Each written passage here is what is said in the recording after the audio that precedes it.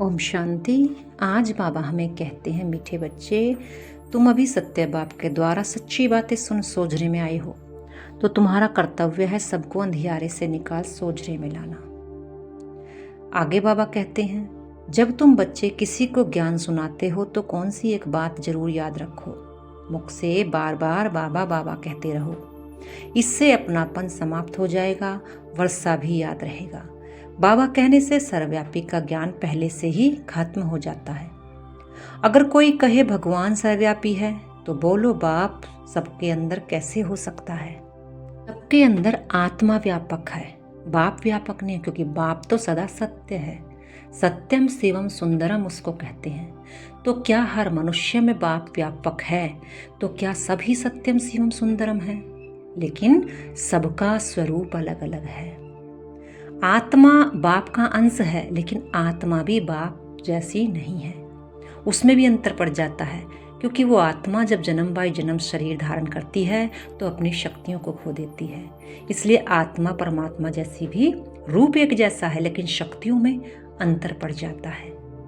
जिस प्रकार बाप के लिए कहते हैं वो सदा कल्याणकारी है, सदा ज्ञान का सागर है, सदा पवित्रता का सागर है। लेकिन क्या आज हर एक आत्मा ऐसी है? हो ही नहीं सकती, क्योंकि आत्मा की शक्ति घट गई है। अगर वो बनना भी चाहे तो वो वायुमंडल, वो वातावरण उसको फिर से कोई ना कोई संस्कारों के वश लाकर फिर वो सही कुछ समय के लिए कर देता है। तो सदा सत्य शिवम सुंदरम तो एक बाप ही है। सब में सत्यम शिवम सुंदरम व्यापक नहीं हो सकता। सब में सबकी आत्माएं हैं।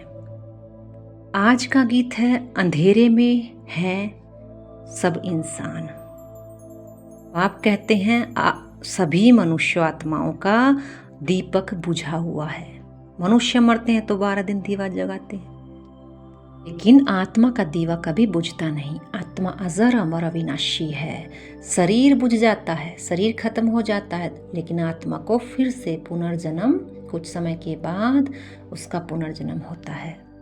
बाबा कहते हैं, जिस प्रकार 12 घंटा दिन 12 घंटे रात होती है, उसी प्रकार आधा समय सुख आधा समय दुख होता है, इक्वल इक्वल।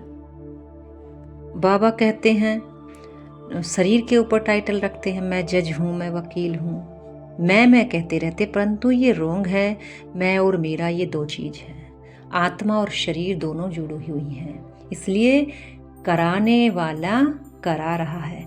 आत्मा को भी करावनहार कह देते हैं, क्योंकि शरीर के द्वारा आत्मा ही कराती है कर्म को, लेकिन आत्मा को कौन गाइड करता है? उसका पिता शिव बाबा। बाबा कहते हैं, मुझे नाम रूप से न्यारा कह दिया है। अरे तुम कहते हो गॉड फादर, फिर फादर का नाम तो चाहिए ना, रूप भी चाहिए। संसार में सभी चीजों का नाम और रूप है, तो क्या भगवान हमारे पिता का नहीं होगा? इसलिए उसके लिए क्या गायन है, कोटों में कोई, कोई में भी कोई, उसको जानते पहचानते हैं। बाबा कहते हैं, मेरे मीठे बच्चे, अब मुझे याद करो। ये याद का काम तो बुद्धि का है ना।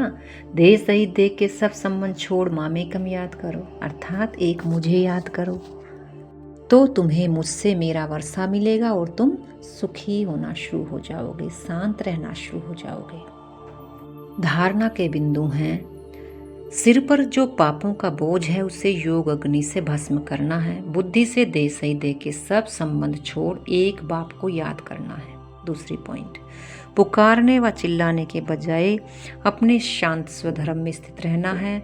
शांति गले का हार है। देह अभिमान में आकर मैं और मेरा शब्द नहीं कहना। स्वयं को आत्मा निश्चय करना है।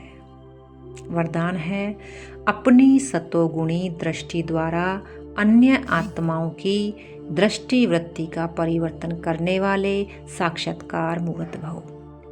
कहावत है ना, दृष्टि से सृष्टि बदलती है, लेकिन इन आंखों वाली दृष्टि की बात नहीं है। कौन सी दृष्टिकोण की बात हो रही है? हमारे सोच की, जो तीसरा नेत्र बुद्धि का बाबा बताते हैं। दृष्टि से सृष्टि बदलती है, तो अपनी दृष्टि ऐसी सतोगुणी हो जो कैसी भी तमोगुणी व रजोगुणी आत्मा की दृष्टि वृत्ति और उनकी स्थिति बदल जाए। जो भी आपके सामने आए उन्हें दृष्टि द्वारा तीनों लोकों का, अपनी पूरी जीवन कहानी का मालूम पड़ जाए। यही है नज़र से निहाल करना। अंत में जब ज्ञान की सर्विस नहीं होगी तब यह सर्विस चलेगी।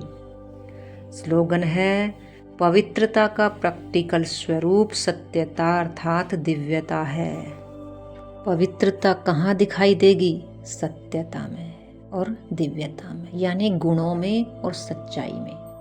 जब हमारे अंदर गुण और सच्चाई दिखाई देंगी, कर्मों में, मनसा में, वाचा में, तो ही पवित्रता दिखाई देगी। अच्छा, ओम शांति।